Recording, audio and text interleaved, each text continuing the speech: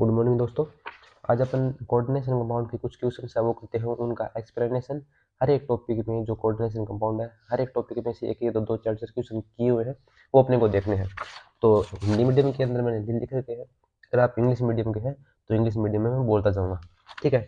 तो अपने पास लिखा हुआ है कि क्वेश्चन नंबर 1 से लेकर 3 तक क्रम से लिगेंड का नाम, केंद्रीय धातु का नाम तथा केंद्रीय धातु की ऑक्सीकरण अवस्था बताइए।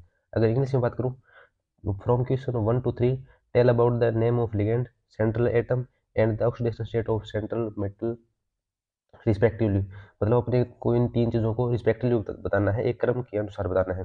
तो पहले अपने को बताना है, पहले क्वेश्चन में CrH2O, 6 में अगर बात करें तो जो लिगेंड का नाम है, पहले क्वेश्चन में लिगेंड का नाम है H2O। H2O को अपन बोलते हैं एक्वा। उसके बाद में सेंट्रल एटम है, सेंट्रल मेटल है, वो है क्रोमियम, तो क्रोमियम Cr। और अपन बात करें ऑक्सीडेशन स्टेट की, तो H2O जो लिगेंड है वो एक न्यूट्रल लिगेंड है, उदासीन लिगेंड है, और पूरे मॉलिक्यूल के ऊपर कोई भी चार्ज नहीं है, तो इसके ऊपर चार्ज अपन बोल सकते हैं 0। तो यहाँ पे अपने पास जो क्वेश्चन है उसका आंसर आएगा एक्वा, क्रोमियम और शून्य। तो सी ऑप्शन होगा मेरे पास पहले में सी। अगर दूसरे क्वेश्चन की बात करें अपन, तो COCN6 3 नेगेटिव, तो यहाँ पे जो लिगेंड है वो है Cn। Cn को अपन बोलते हैं सियानो।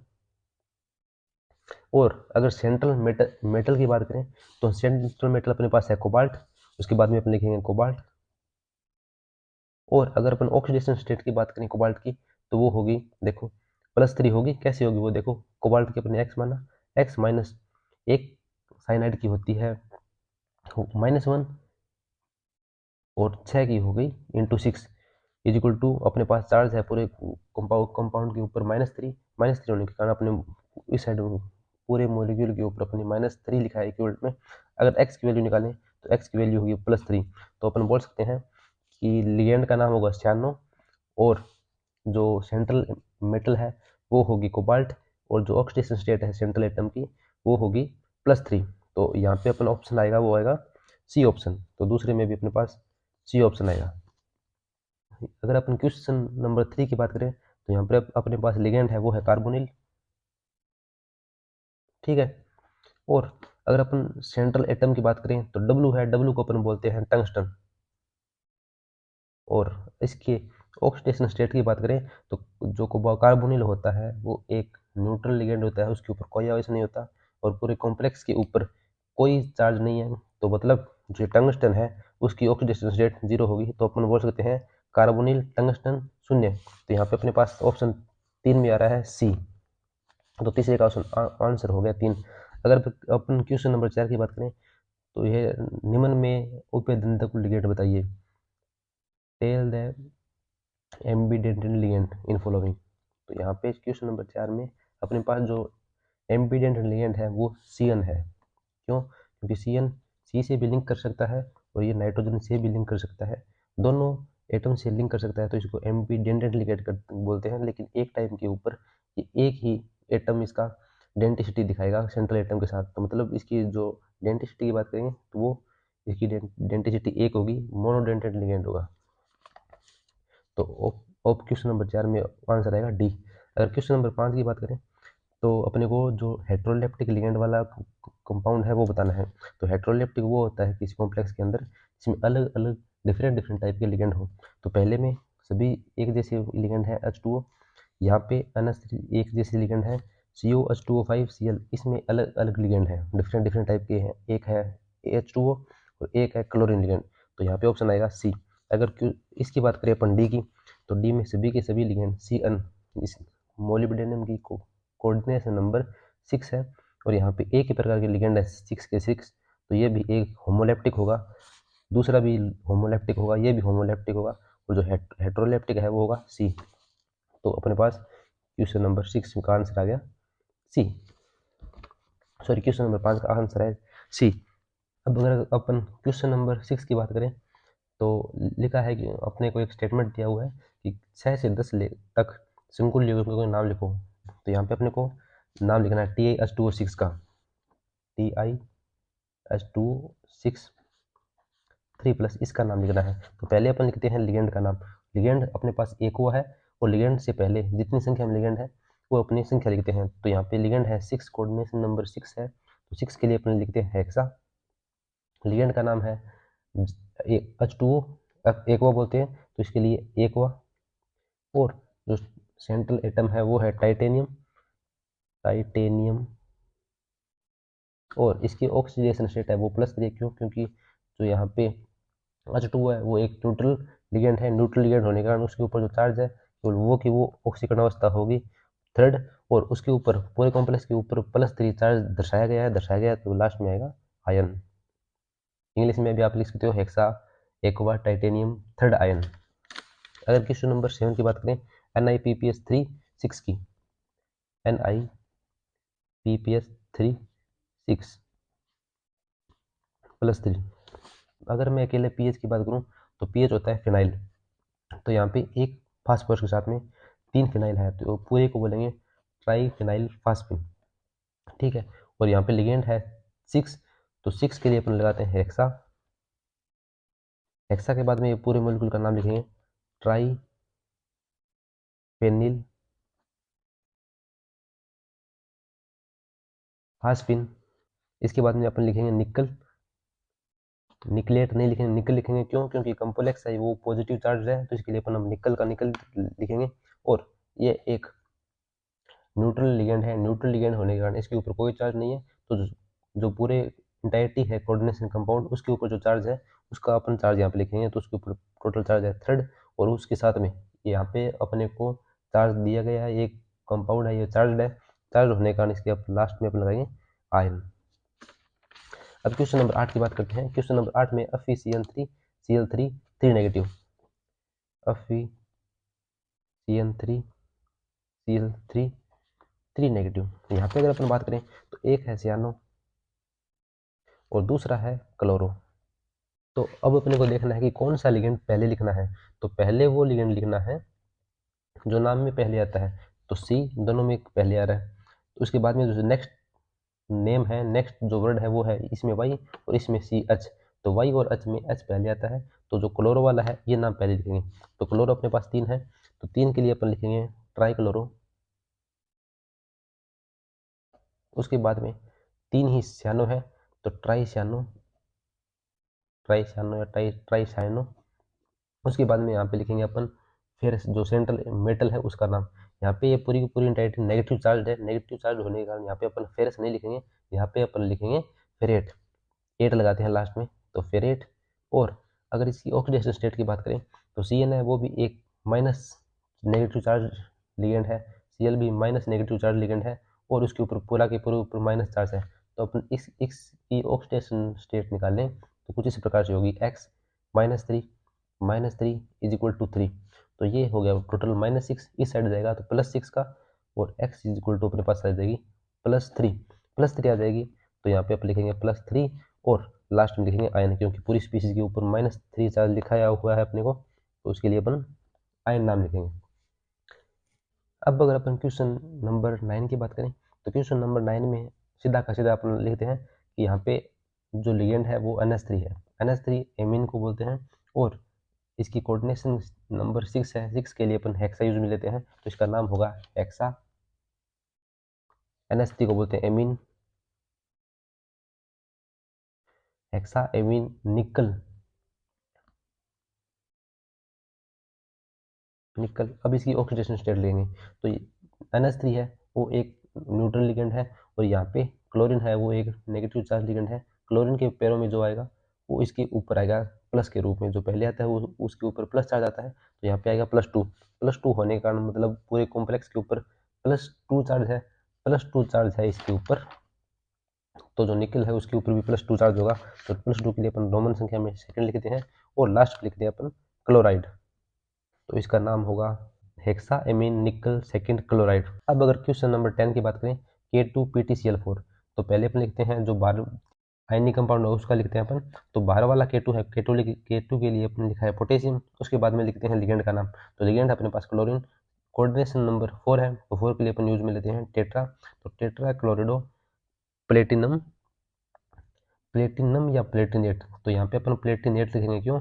क्योंकि ये बाद में आया है, बाद में है मतलब इसके ऊपर चार्ज आएगा वो माइनस चार्ज आएगा, माइनस चार्ज आएगा तो प्लेटिनम की जगह प्लेटिनेट आएगा, क्योंकि सेंट्रल एटम के नाम के लास्ट में अपन 8 लगाते हैं अगर वो माइनस चार्ज के रूप में आ रहा है, तो प्लेटिनेट। और इसकी अगर अपन ऑक्सीडेशन स्टेट की बात करें तो ये इसके पैरों में इसके ऊपर आएगा, इसके ऊपर आएगा -2 के रूप में। तो अगर अपन पीटी की बात करें तो x -4, क्योंकि एक कैलोरी के ऊपर -1 चार्ज होता है, तो 4 के ऊपर -4 इज इक्वल टू -2। -2 क्यों आया? क्योंकि ये K2 है, ये इसके ऊपर आएगा और माइनस के रूप में आएगा, क्योंकि जो बाद में आता है वो माइनस आता है, और यहाँ पे इसके ऊपर आएगा वो +1 के रूप में आएगा। तो अपने को केवल और केवल कोऑर्डिनेशन कंपाउंड की बात करनी है, तो कोऑर्डिनेशन कंपाउंड में इसके ऊपर -2 आएगा, x इज इक्वल टू आ गया +2 के लिए अपने यहाँ पे लिखा है सेकंड। यहाँ पे आयन नाम नहीं आएगा, क्यों? क्योंकि इसके ऊपर कोई चार्ज नहीं है, पूरा मॉलिक्यूल एक न्यूट्रल मॉलिक्यूल है, ठीक है, कि एक तंतु लिगेंड नहीं है, मतलब which is not monodentate ligand, ठीक है। तो मोनोडेंटेड की बात करें तो क्लोरीन मोनोडेंटेड है, H2O मोनोडेंटेड है, CN मोनोडेंटेड है, CN मोनोडेंटेड है। मोनोडेंटेड और बाइडेंटेड में मोनोडेंट है, लेकिन ये एम्बीडेंटेड है। एम्बीडेंटेड का मतलब होता है कि ये लिगेंड कार्बन से भी बॉन्ड बना सकता है और नाइट्रोजन एटम से भी बॉन्ड बना सकता है सेंट्रल एटम के साथ में, लेकिन एक टाइम पे केवल और केवल एक ही एटम सेंट्रल एटम के साथ बॉन्ड बनाएगा। तो ये एक सी एन है, वो एक मोनोडेंटेड लिगेंड है। और ऑक्सीलेटो, यहाँ पे अपने संरचना लिखी है, ऑक्सीलेटो की होती है COO नेगेटिव CO नेगेटिव, तो ये यहाँ से भी बॉन्ड बनाएगा और यहाँ से भी बॉन्ड बनाएगा। तो ये एक बाइडेंटेड लिगेंड है, तो मतलब मोनोडेंटेड लिगेंड नहीं है। तो ये पहले ABC तो मोनोडेंटेड लिगेंड है, और D है वो बाइडेंटेड लिगेंड है, तो इसका आंसर होगा D। अगर अपन बात करें क्वेश्चन नंबर 12 की, निम्न में उदासीन लिगेंड है, which is neutral ligand in following. तो इसमें साइनो की बात करें तो साइनो नेगेटिव चार्ज होता है, ब्रोमो की बात करें तो ये भी नेगेटिव चार्ज होता है, एक्वा H2O ये एक न्यूट्रल लिगेंड होता है, और ऑक्सो के ऊपर अपन जानते हैं कि -2 का चार्ज होता है, O-2 के रूप में होता है ऑक्सो। तो यहाँ पे जो ऑप्शन आएगा वो आएगा C, एक्वा होगा, एक न्यूट्रल लिगेंड होगा। क्वेश्चन नंबर 13 की बात करें तो निम्न में संकुल यौगिक है, which is the coordination compound in following. तो अपने को कौन सा कोऑर्डिनेट कंपाउंड है वो देखना है। तो पोटाशियम फिटकरी का होता है। अगर पोटाशियम की बात करें तो यह एक द्विक लवण है, कार्नेलाइट है ये भी एक द्विक लवण है, MgCl2 ये भी एक द्विक लवण है, और CrH2O6+2 ये अपना एक कोऑर्डिनेशन कंपाउंड है, संकुल यौगिक है, तो इसका ऑप्शन होगा डी। अगर अपन बात करें क्वेश्चन नंबर 14 की, तो लिगेंड की प्रकृति होती है, what is the nature of ligand. तो यहाँ पे अपन देखेंगे लुईस अम्ल, लुईस क्षार, उभयधर्मी या ब्रोंस्टेड अम्ल।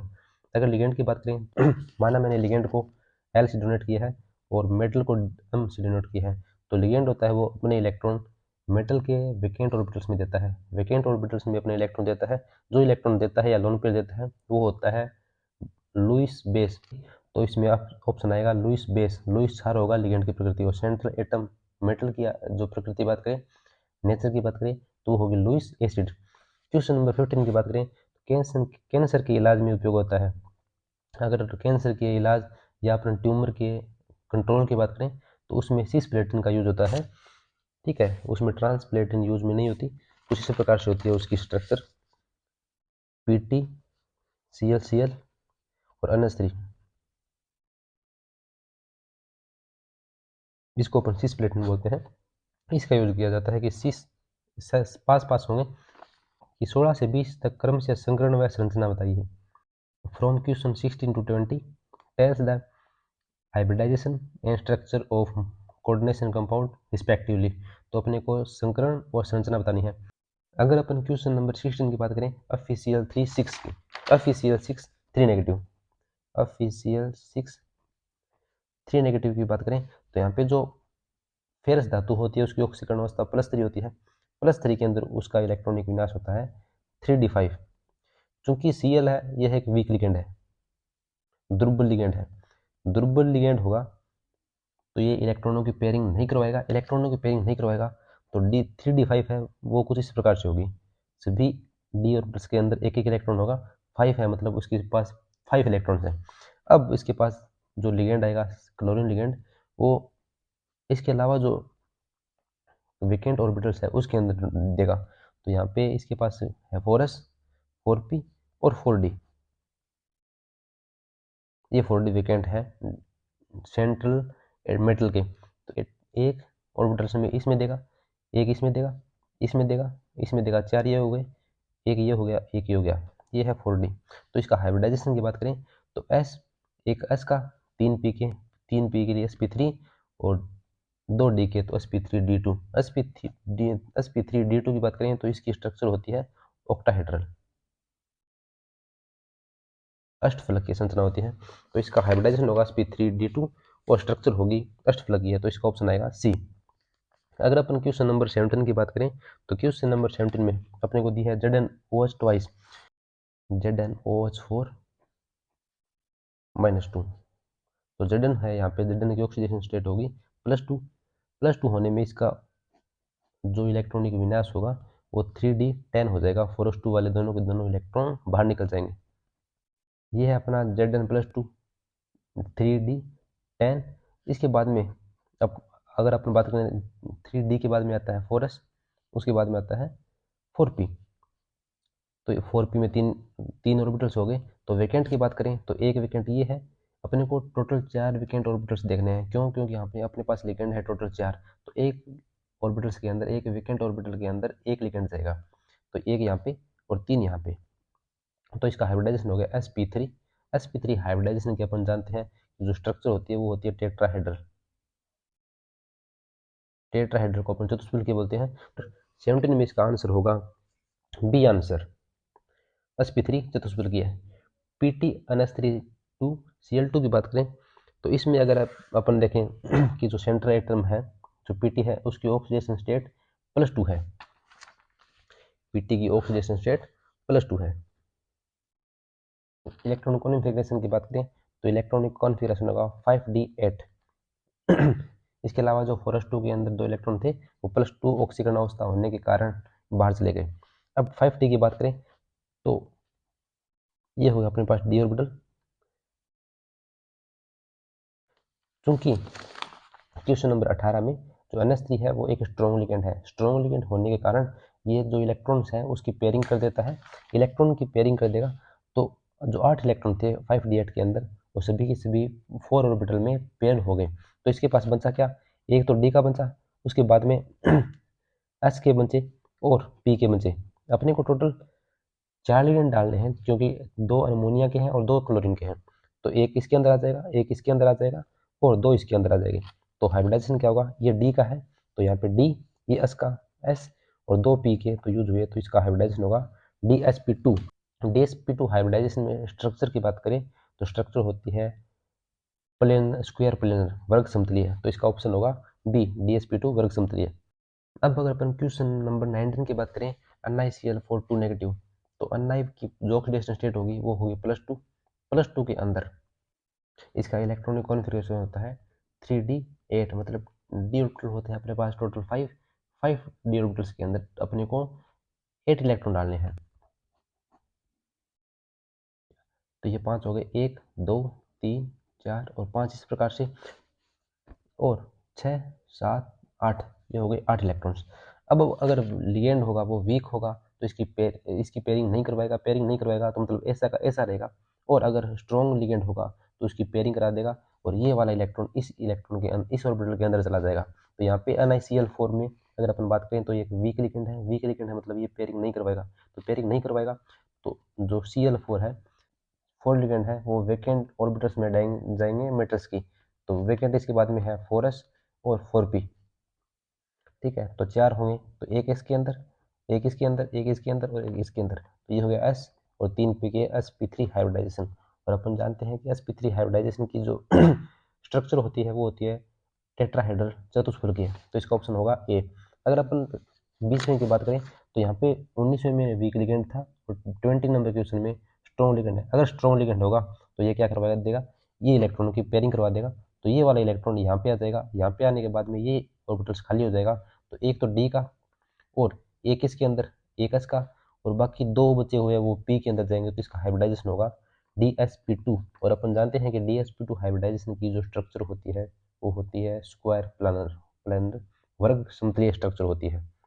तो 20वें के क्वेश्चन की अगर अपन बात करें तो 20वें क्वेश्चन में इसका आंसर होगा dsp2 वर्ग समतलीय। तो यहाँ पे वर्ग समतलीय आएगा, अभी करेक्शन है, ये चतुष्फलकीय को हटा के वर्ग समतलीय करना है। ठीक है, अब क्वेश्चन नंबर 21 की बात करें तो क्वेश्चन नंबर 21 है, निम्न में से प्रबल लिगेंड है। प्रबल लिगेंड वो होता है जो पेयरिंग करवा देता है। हेलोजन होते हैं वो वीक लिगेंड होते हैं। नाइट्रोजन के कंपाउंड होते हैं वो लगभग स्ट्रॉन्ग लिगेंड होते हैं। ऑक्सीजन वाले H2O वाले ये वीक होते हैं। तो यहाँ पे अपन बात करें तो ऑप्शन सी है, वो होगा प्रबल लिगेंड, स्ट्रॉन्ग लिगेंड होगा NH3। अगर अपन क्वेश्चन नंबर 22 की बात करें तो इस कंपाउंड के अंदर अपन अपने को कॉपर की ऑक्सीडेशन स्टेट पता करनी है। तो यहाँ पे NH3 एक न्यूट्रल लिगेंड है। न्यूट्रल लिगेंड होने का मतलब इसके ऊपर कोई आवेश नहीं है। इसके ऊपर कोई आवेश नहीं है तो कॉपर के मान आपने x प्लस 4 × 0, 0 क्यों लिखा है क्योंकि इसके ऊपर कोई आवेश नहीं है, इज इक्वल टू +2 क्योंकि इस कंपाउंड के ऊपर ऑक्सीडेशन कॉपर है उसकी ऑक्सीडेशन स्टेट आएगी +2, तो ऑप्शन डी आएगा। अगर अपन क्वेश्चन नंबर 23 की बात करें, किस यौगिक की समन्वय संख्या 4 है? Which of the following compound have coordination compound is 4? तो यहाँ पे अपन देखें तो इसमें कोऑर्डिनेशन कंपाउंड 6 है। यहाँ पे बात करें तो 2 ये 4 ये, इसकी भी कोऑर्डिनेशन कंपाउंड जो कोऑर्डिनेशन नंबर है वो 6 है। यहाँ पे अपन बात करें तो 2 क्लोरीन के और 2 H2O के, तो यहाँ पे जो कोऑर्डिनेशन नंबर है वो इसकी 4 है। और यहाँ पे बात करें तो यहाँ पे भी कोऑर्डिनेशन नंबर 6 है, तो इसका ऑप्शन होगा सी। अगर अपन बात करें 24 नंबर क्वेश्चन की, तो यहाँ पे अपने को FeCl3 प्लस में Fe का चुंबकीय आघूर्ण देखना है। Fe की ऑक्सीडेशन स्टेट होगी वो +3 होगी। +3 होने का मतलब इसमें से पहले इसके पास 8 इलेक्ट्रॉन थे, अब इसके पास इलेक्ट्रॉन होंगे 5 D5 के रूप में, क्योंकि Fe जो क्लोरीन है वो एक वीक लिगेंड है। वीक लिगेंड होने का मतलब इसे ये पेयरिंग नहीं करवाएगा। जो नॉन पेयर्ड थे वो के वो इलेक्ट्रॉन रहेंगे, अनपेयर्ड इलेक्ट्रॉन थे वो के वो रहेंगे। तो D5 के अंदर सभी के 5 ऑर्बिटल होते हैं और सभी ऑर्बिटल्स के अंदर एक एक इलेक्ट्रॉन है। तो n की वैल्यू होगी हमारे पास 5। 5 की अगर बात करें तो इसका म्यू होगा √5, 5 + 2 तो इज इक्वल टू 35। 35 अपन जानते हैं जो 36 होता है वो होता है 6 का, 35 6 से थोड़ा कम होगा, तो इसके लिए अपन ने यहाँ पे लिखा है 5.9। 25 में लिखना है निम्न में सही कथन पहचानिए। बात करेंगे ऑप्शन ए की, वीबीटी लिगेंड की प्रबलता बताता है। नहीं, वीबीटी लिगेंड की प्रबलता नहीं बताता, इसकी व्याख्या नहीं करता। बी है, वीबीटी संकुल के रंग के बारे में बताता है। रंग के बारे में नहीं बताता, ये रंगीन और रंगहीन के बारे में बताता है। कौन सा कलर होगा ये वीबीटी नहीं बताता, तो ये भी गलत। तीसरा है, वीबीटी संकरण के बारे में बताता है। हाँ, वीबीटी संकरण के बारे में बताता है। जो भी अपने पीछे मॉलिक्यूल पढ़े थे बी में हाइब्रिडाइजेशन वीबीटी से पता गया था। उन चक्रण वह निम्न चक्रण की उत्पत्ति का कारण बताता है, नहीं बताता। ये वीबीटी की कमियां थी, ड्रॉबैक थे वीबीटी थ्योरी के। अगर अपन बात करें क्वेश्चन नंबर 26 की, तो इसमें पूछा है कि sp2 हाइब्रिडाइजेशन की ज्योमेट्री क्या होगी। अपन सभी जानते हैं कि sp2 हाइब्रिडाइजेशन की जो ज्योमेट्री होती है ट्राइगोनल प्लेनर, त्रिकोणीय समतलीय। तो यहाँ पे ऑप्शन आएगा डी। 27 की बात करें, NiNH3 4Cl3 कितने मोल AgCl देगा। तो यहाँ पे जो Ni है उसकी कोऑर्डिनेशन नंबर 6 हो जाएगी। 2 Cl अंदर चले जाएंगे और 1 Cl अपने को AgCl की मोल देगा। तो यहाँ पे अपन लिख सकते हैं कि इस मॉलिक्यूल के अंदर 1 AgCl का मोल होगा। तो ऑप्शन 1 अपने को लिखना है। समयवता क्वेश्चन नंबर 28 से लेके 32 तक आइसोमराइज्म बतानी है। पहले अगर 28 की बात करें तो 28 में होगी, देखो ये कोबाल्ट, इसके साथ में NH3 एमीन लिगेंड है और दूसरे वाले में क्रोमियम के साथ में Cn साइनो लिगेंड है। अगर आप ये आइसोमराइज्म शो करेगा तो ये Cn इस कोबाल्ट के साथ चला जाएगा और NH3 लिगेंड है वो क्रोमियम के साथ आ जाएगा, Cr के साथ आ जाएगा। यहाँ पे लिगेंड का एक्सचेंज होगा, उस आइसोमराइज्म को बोलते हैं अपन कोऑर्डिनेशन आइसोमराइज्म या उपसहसंयोजन आइसोमराइज्म। तो यहाँ पे ऑप्शन सी होगा।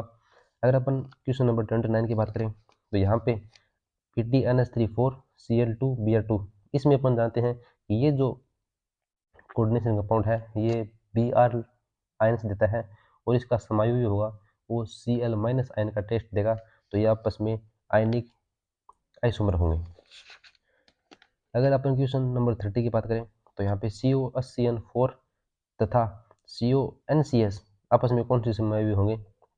ये आपस में समायोगी होंगे, लिंकेज समायोगी। क्यों? क्योंकि यहाँ पे जो बॉन्ड बना रहा था सेंट्रल मेटल के साथ में वो सल्फर बना रहा था और यहाँ पे नाइट्रोजन बना रहा है, मतलब यहाँ पे लिंक जो बना रहा था वो सल्फर था, यहाँ पे लिंक बना रहा है नाइट्रोजन। तो इसके कारण यहाँ पे लिंकेज आइसोमराइज्म होगी क्वेश्चन नंबर 30 में, ऑप्शन ए। अगर अपन बात करें 31 की MoCN5SO4Br- में कौन सी आइसोमराइज्म शो करेगा? तो ये आइसोमराइज्म शो करेगा आयोनिक। क्यों? क्योंकि यहाँ पे ये Br आयनों का टेस्ट दे रहा है, Br आयन्स दे रहा है, और इसका आइसोमराइज्म होगा वो Br अंदर चला जाएगा और SO4 है वो बाहर आ जाएगा, तो वो SO4 आयनों का टेस्ट देगा। ठीक है, अब अपन बात करें क्वेश्चन नंबर 32 की। तो Cr2 6Cl3 कौन सी माव्यता शो करेगा?